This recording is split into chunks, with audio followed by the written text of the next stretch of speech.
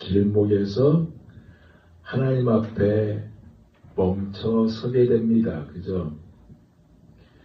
살아오던 걸음을 잠시 멈추고 숨가쁘게 지나온 계절을 돌아보면 우리의 삶에 스스로 이룬 것이 아무것도 없다는 것을 우리가 느끼게 됩니다.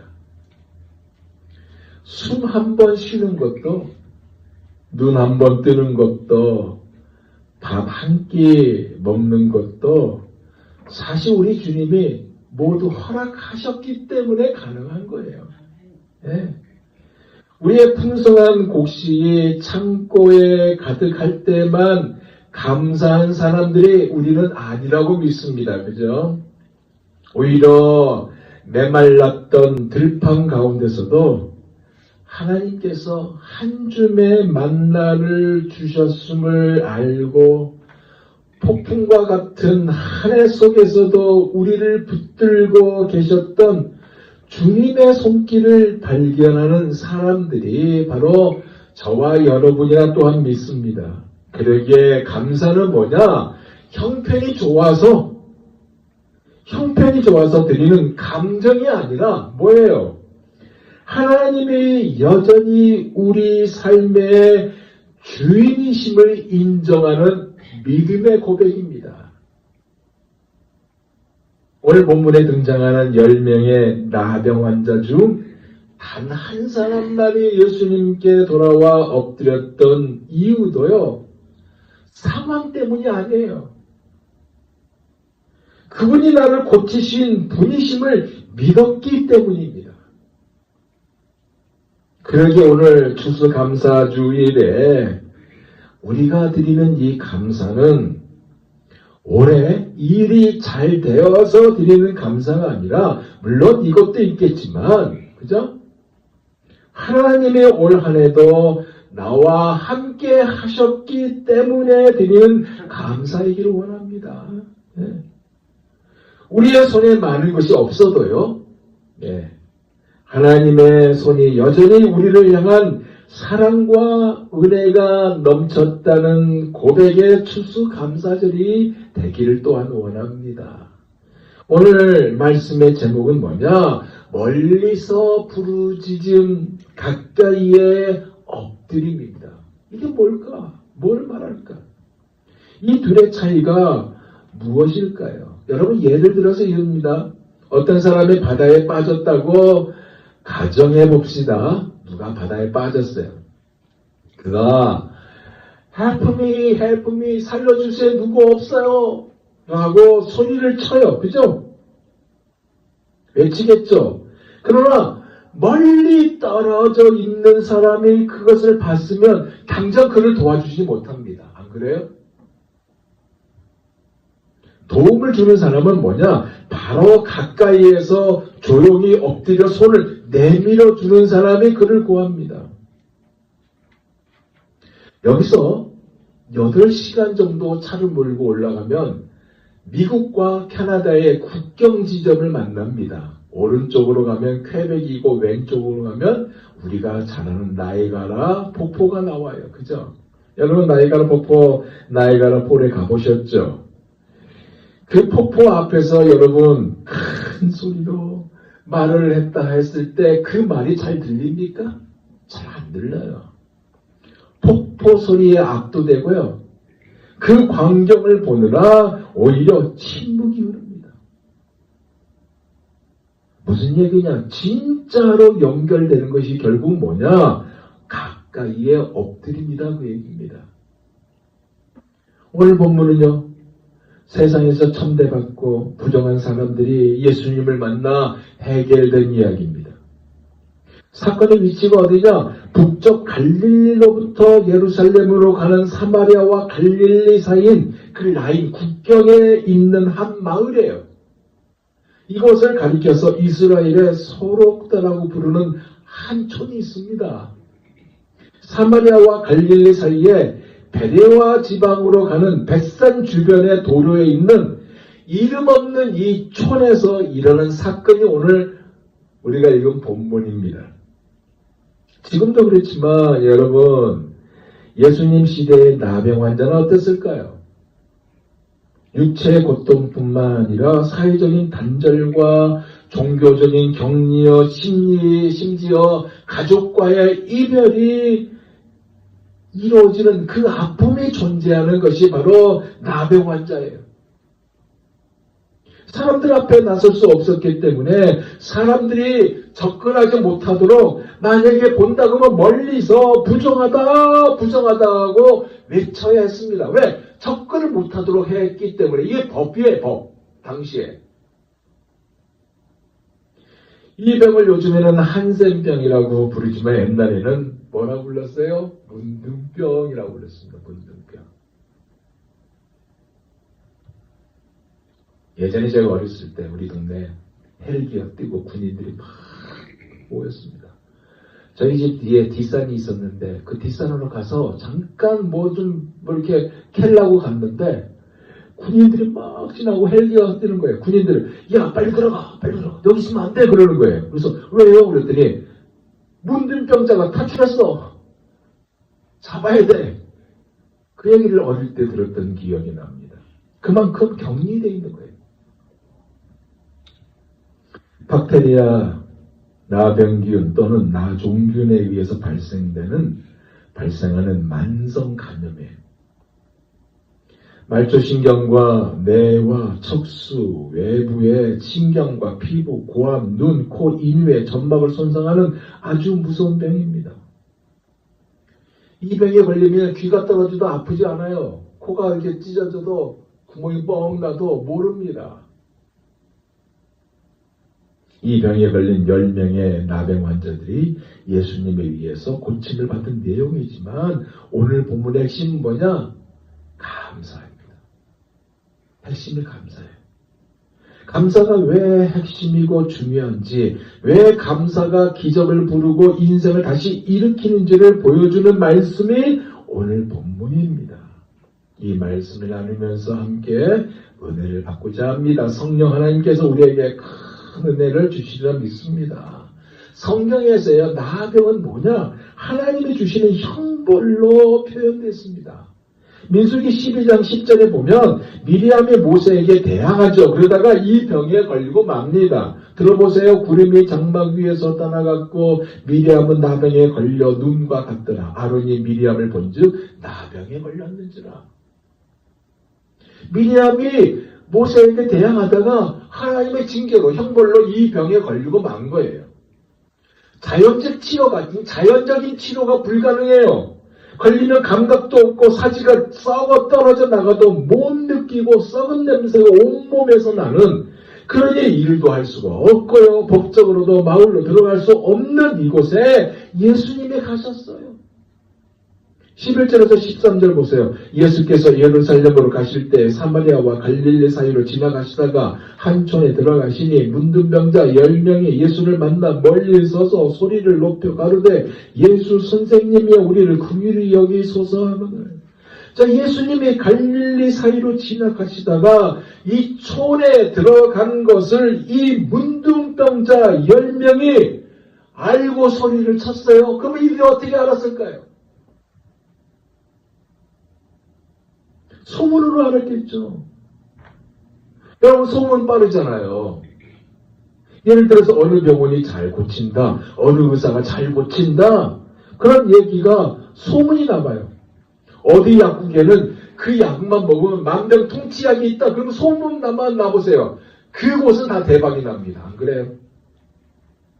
성경은 기록되어 있지 않았지만 어쩌면 이들은 예수님에 대한 소식을 들었을 거예요. 오병 이후로 5,000명을 모이신 그 사건에 대한 소문을 들었을 것이고, 자기들과 똑같은 병을 고쳤다는 소문을 들었을 것이고, 중풍병자를 낫게 하신 그 소문 등등, 이런 것을 들었다 이거예요. 이것을 들은 이들에게 치유에 대한, 고침에 대한 목마름이 어쩌면 믿음으로 자리매김으로 하고 있지 않았을까라고 추론이 됩니다. 그래서 예수님을 기다리고 있었어요. 마을 안으로 들어갈 수 없었지만, 마을 안에는 들어갈 수 없잖아요. 법적으로 그러니까. 마을 안에는 들어갈 수 없었지만 사람들이 오가는 길목에서 유대인들이 예루살렘으로 이동할 때 주로 사용했던 이 이동로에서 예수님이 지금 갈릴리 근처에 계신다. 예루살렘으로 가는 도중이라면 반드시 이 길을 지나가실 것이다 라는 그러한 마음을 가지고 이러한 소식을 가지고 예수님이 지나가시기를 기다렸던 것이고 사람들의 발걸음 소리와 누군가가 흘려지는 작은 소문 하나도 이들은 놓치지 않았던 것입니다. 그리고 마침내 예수님이 오신다더라라는 이야기가 그들이 설 수 있는 어느 한 지점의 자리에서 그림이 그려지죠. 예수님을 향해 마음의 문을 열었고 지나가시는 순간을 놓치지 않고 있는 힘을 다해 외칩니다. 믿음의 행동과 그리스도를 향한 의지적 반응이 시작되었다 그 얘기입니다. 예수님을 볼 수 없을 만큼 멀리 떨어져 있었어도 예수님만이 치유자이시고 긍휼의 주님이시라는 이 사실을 알았기에 비명 같은 외침을 이들이 반응했다 얘기예요. 이것을 가리켜서 믿음이라고 하죠. 예수 선생님이여 우리를 불쌍히 여기소서.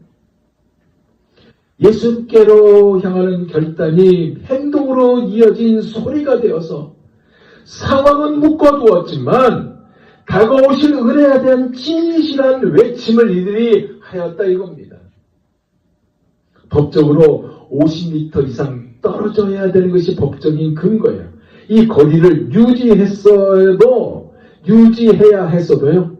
예수님이 지나가신다라는 이 사람들의 말을 들어서 절대로 이것을 놓치지 않고 힘껏 예수 선생님이여 우리를 불쌍히 여기소서 하고 외쳤다 그 얘기입니다. 그런데 흥미로운 것은요.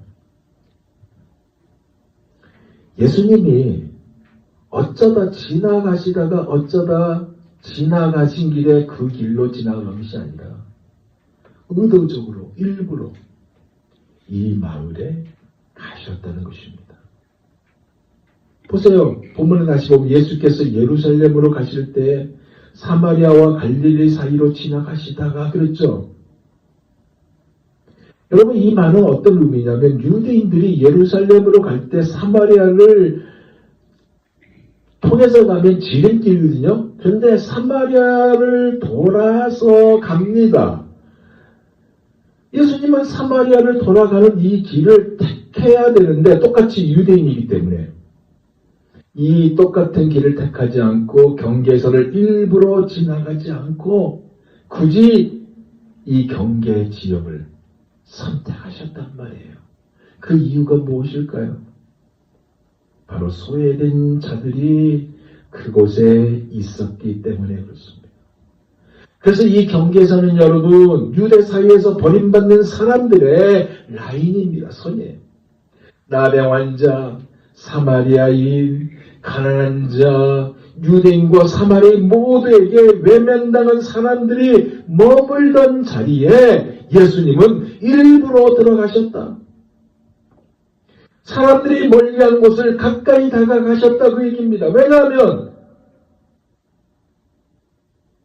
하나님의 나라는 중심이 아니라 경계에서 시작되기 때문에 그렇습니다. 그래서 예를 들면 하나님은 광야에서 모세를 부르셨잖아요. 광야는 뭐예요? 경계선입니다. 이 당시에 중심이 어디예요? 애굽이잖아요. 애굽에서 안 불렀어요. 광야에서 불렀어요. 다윗을 궁전에서 불렀습니까? 아니잖아요. 들판에서 불렀잖아요. 그래서 은혜로 세우셨잖아요. 갈릴리 작은 마을에서 제자들을 부르셨지 예루살렘에서 제자들을 부르지 않았습니다.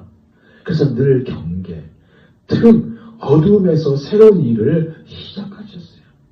중심부가 뭐예요? 아까도 말했듯이 예루살렘, 성전, 지도자 그룹 아닙니까? 유대사의 어느 쪽에도 속하지 못한 이 경계인 자리로 가셨어요. 단지 질병이 아니라 관계의 파괴에서 치유의 회복을 시작하셨습니다. 그러기에 예수님의 사명은 뭐예요? 찾아오신 은혜 아닙니까?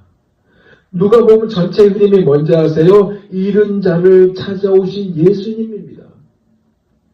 잃은 양, 잃은 드라크마, 잃은 아들, 잃은 영혼. 예수님은 잃어버린 자들을 기다리신 분이 아니라 찾아 나서는 분이라는 말씀이에요. 그러므로 나병 환자들이 기적을 만나기 전 이미 예수님은 그들을 향해 발걸음을 옮기고 계셨고, 우리가 하나님을 찾기 전에 이미 하나님이 우리를 향해 오고 계셨다 그 얘기입니다. 우리가 부르짖기 전에 이미 우리의 길목에 서 계셨다 그 말씀이에요. 그래서 그들의 부르짖음은 믿음의 부르짖음이었어요. 결단의 부르짖음이었어요. 접촉이 금지된 거리에도 그들을 막지 못했습니다. 결과는 뭐예요? 요란복잡하지 않았어요. 아주 간단했습니다. 14절 보세요. 보시고 가라사대 가서 제사장들에게 너희 몸을 보이라 하셨더니 저희가 가다가 깨끗함을 받은지라. 자, 이것에 대한 감식자인 확인하게 하는 제사장에게 검사 받으라 이 말씀하셨어요. 예수님이 고쳐주겠다는 말씀도 아니었어요. 보세요. 그죠? 이들의 믿음을 시험하는 시간이 되어버렸습니다. 처음에는 아무 변화도 느끼지 못했겠죠. 안 그래요? 피부는 그대로였을 것이고 상처는 여전히 아물지 않았을 것입니다. 하지만 예수님의 말씀 앞에 순종했고 가다가 어떻게 해요? 깨끗해졌어요. 가다가 깨끗해졌어요. 상황을 믿는 발걸음이 아니라 말씀을 믿는 발걸음이 되어 깨끗해졌습니다. 그러기에 여러분 진정한 믿음은요, 보이는 증거를 기다리지 않고 말씀에 반응하는 것입니다. 10명의 나병 환자들은요, 그 믿음을 보여주면서 치유의 브릿지 다리를 건넜어요. 은혜를 불러온 것이 아니라 이미 다가오신 은혜가 드러나는 순간이 되게 하였습니다. 이것을 오늘 본문은 뭐라고 기록하고 있냐면 그들이 가는 도중에 깨끗함을 받은지라 그렇게 기록하고 있습니다. 순종이 기적을 가져옵니다, 여러분. 아무것도 변하지 않는 상태에서 말씀에 순종했던 이들처럼 우리 또한 말씀에 순종하는 우리 모두가 다 되시기를 예수 그리스도 이름으로 축원드립니다. 그런데요, 중요한 것이 있어요. 핵심이 있어요. 그것이 뭐냐? 감사였습니다. 감사. 예수님이 묻죠. 그 9은 어디 있느냐? 예수님이 15절에서 19절 보면 이렇게 묻습니다. 볼까요? 그 중에 하나가 자기의 낳은 것을 보고 큰 소리로 하나님께 영광을 돌리며 돌아와 예수의 발 아래 엎드려 살해하니 저는 사마리아인이다. 예수께서 대답하여 가라사대 10사람이다 깨끗함을 받지 아니하였느냐? 그 9은 어디 있느냐? 이 이방인 외에는 하나님께 영광을 돌리러 돌아온 자가 없느냐 하시고 그에게 이르시되 일어나 가라 내 믿음이 너를 구원하였느니라 하시더라. 말씀에 순종한 10명은요 제사장에게 보이려고 가는 도중에 깨끗해졌어요. 그래서 9은 각자의 길로 갔어요. 그렇지만 그 중에 사마리아인만이 가던 길을 돌이켜서 예수님께 돌아와 엎드려 감사드렸습니다. 그 모습을 보신 예수님이 그 9은 어디 갔느냐라고 물었어요. 그럼 왜 이 9은 이 모습이 되었고 이 사마리아인은 이러한 모습을 보였던 것일까요? 9은요 기적을 결과로만 받았지 기적의 주인을 찾지 않았던 거예요. 즉 9명은 병을 나았다 하는 이 사실에만 집중했다 그 얘기입니다. 그들이 제사장에게 가는 길에서 나오는 그 순간 이미 자기 삶으로, 자기 미래로 향했습니다. 기적은 받았지만, 기적은 체험했지만 마음의 방향이 예수님께로 돌아오지 않았던 것이고, 은혜를 받았지만 은혜의 근원을 구하지 않은 것입니다. 그러다 보니 관계도 원하지 않는 모습을 만들고 말았던 거 아닙니까? 예수님과의 그 관계가 깊어지는 것을 원하지 않았던 거예요. 예수님을 선생님, 스승으로만 인정했지 주인으로 모시지 않은 것입니다. 심지어 이들은 율법을 지켰을 거예요. 그죠? 지켰을지 모르지만 하나님께 영광 돌리는 마음이 전혀 안 보였어요. 9명은 가서 제사장에게 몸을 보이라고 했으니 그게 문제야. 그래, 다시 돌아가 감사드린 것은 내 의무가 아니야 라고 했을 것이고, 기적도 하나님이 당연히 주시는 은혜 정도로 특별한 은혜가 아니라 당연한 회복처럼 생각했을지도 모른다 그 얘기입니다. 그러면 사마리아는 왜 돌아와 감사했을까요? 첫째로요, 그는 받은 은혜가, 자기가 받은 은혜가 당연하지 않음을 알았던 것입니다. 사마리아는 어떤 사람들입니까? 늘 유대인들에게 멸시받은 존재입니다. 안 그래요? 그는 병만 나은 것이 아니라 유대 선지자인 예수님이 자기에게도 은혜를 베푸셨다는 사실을 누구보다 깊이 느꼈기 때문에 돌아왔습니다. 두 번째로요, 기적보다 기적을 베푸신 분을 더 귀하게 여겼습니다. 그런 치유의 결과보다 치유하신 예수님을 더 소중하게 여겼습니다. 그래서 즉시 큰 소리로 하나님께 영광을 돌리며 예수님의 발 아래 엎드려 감사하였습니다. 무슨 얘기예요? 그에게 있어서 기적보다 예수님이 더 컸던 것이고, 기적보다 예수님이 컸다 얘기예요. 회복보다 관계가 기뻤던 것이고, 치유보다 은혜의 주인이 중요했다 그 말입니다. 바로 이 찬양의 고백처럼 주 예수보다도 귀한 것은 없네, 이 고백처럼 했다 그 얘기입니다.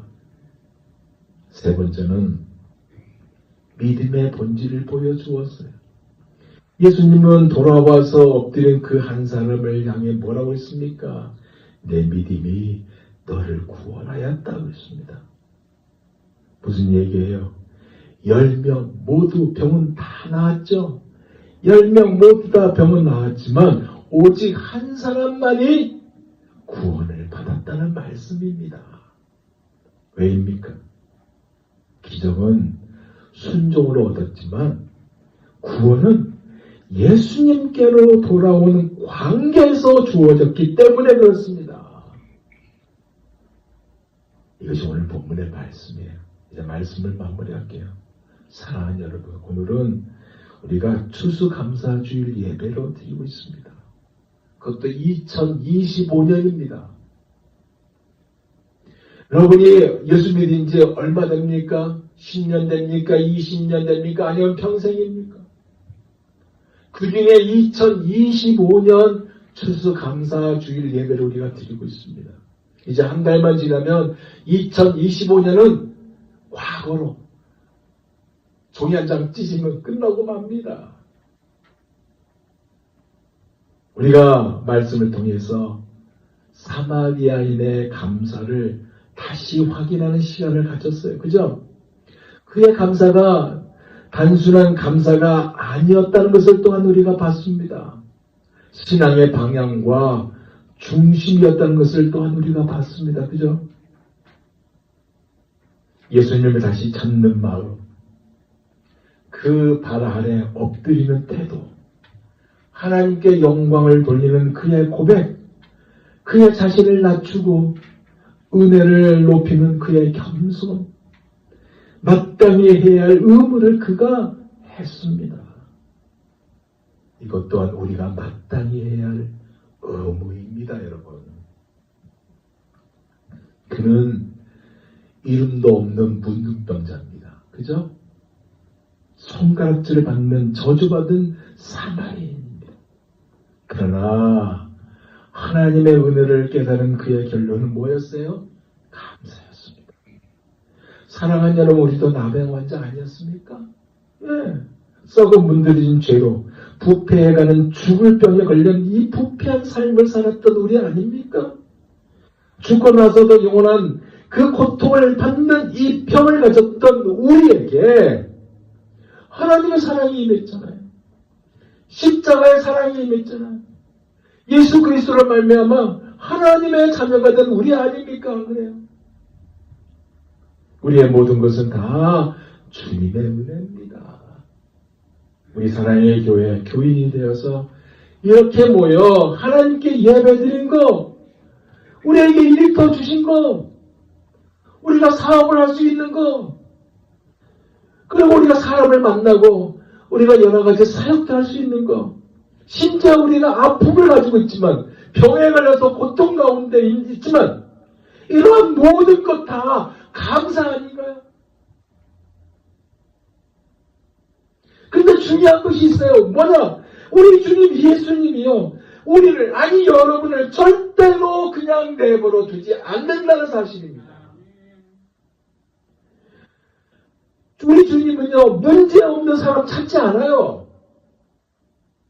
문제없는 사람 있나요? 다 있잖아요. 털어서 먼지 안 나온 사람 있나요? 다 있어요. 한번 들어서 다 털어봐요. 동전도 나오고 그 안에 문제 다 나옵니다. 말 안 해서 그렇지. 그러나 그 문제 속에서요, 여러분,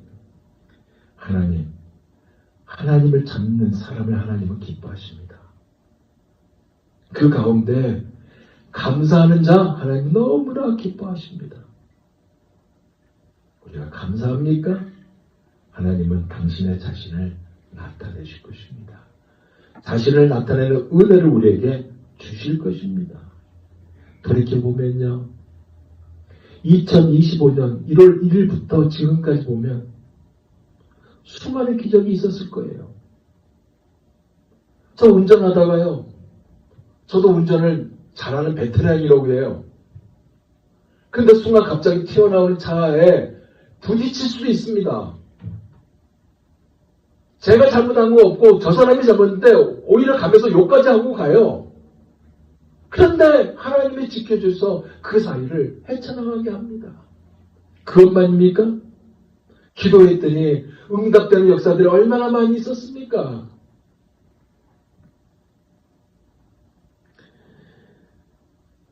이 기적은요, 이것은 끝나지 않아요. 앞으로도 계속 있을 것입니다.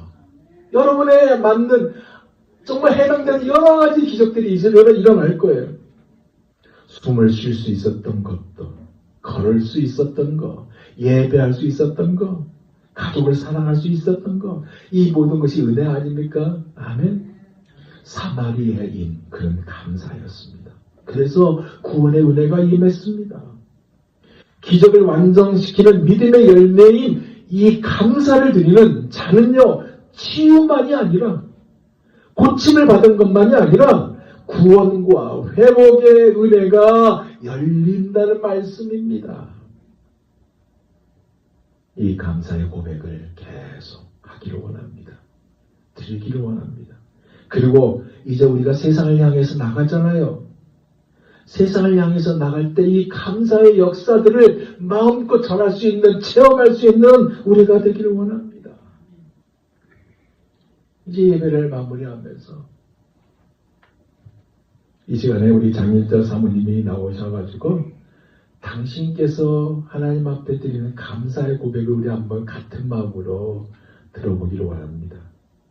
생각해 보세요. 여기 올라오면요, 펠리세드 파크웨이를 타고 했을 때 한 50분 걸릴 겁니다. 갈 때는 그랜드 애비뉴를 가니까 1시간 넘게 갈 거예요. 그런다고 한쪽 눈이, 양쪽 눈이 온전합니까? 한쪽 눈은 거의 없어요. 하나님 은혜 아니면 절대로 할 수 없는 분입니다. 커피로 봉사할 수 있고, 이 작은 교회 섬기며 천국에서 해같이 빛날 겁니다. 저는 믿어요.